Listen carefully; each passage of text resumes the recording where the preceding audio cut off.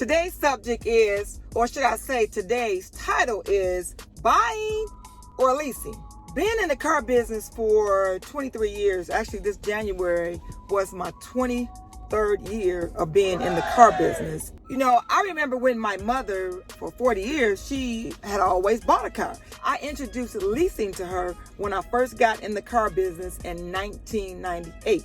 I sat down with her and I was telling her all the great things of actually leasing a car. And I said to her, you know what? You're going to get a lower down payment when it comes to leasing a car. And you're going to get a low monthly payment. And then when you lease a car, you can drive the car for less money. You know, if you want to actually drive a Tahoe, if you buy $73,000 premium, you're going to be at a payment around $1,400, $1,500 a month. But if you lease it, your payment's going to be a lot lower.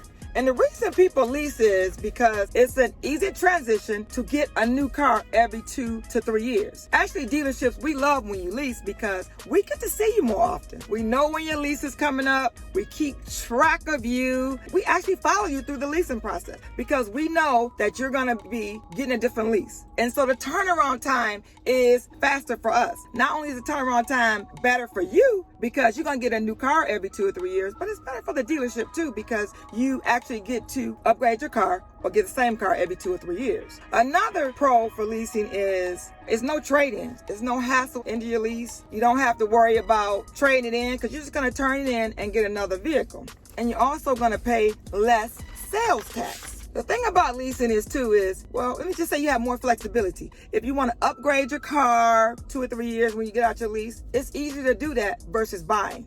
Some people, when they have a business and they need that real nice car or that real nice vehicle to actually impress a client, they lease a car because they know that they can't afford to buy that car. And they say, you know, I want to lease because I need that nice car. I need that look. You think about when the lease is up, you have nothing.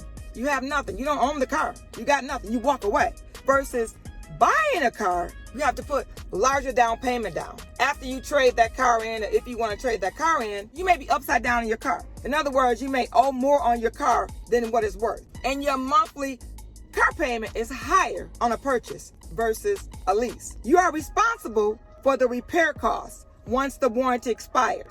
Now with General Motors, our warranties are 3 years or 36,000 miles. Depends what car brand you buy, whether it's GM, Ford, Chrysler, Mercedes, Volvo. You really just want to find out when the warranty is up. And then when you look to trade in your car, when you're buying your car, it's harder to trade a car in because you got to deal with the hassles of deciding what your next car is. Also worrying about getting what your payoff is. And that's called owing more on your car than what it's worth. So those are headaches that you actually have to deal with.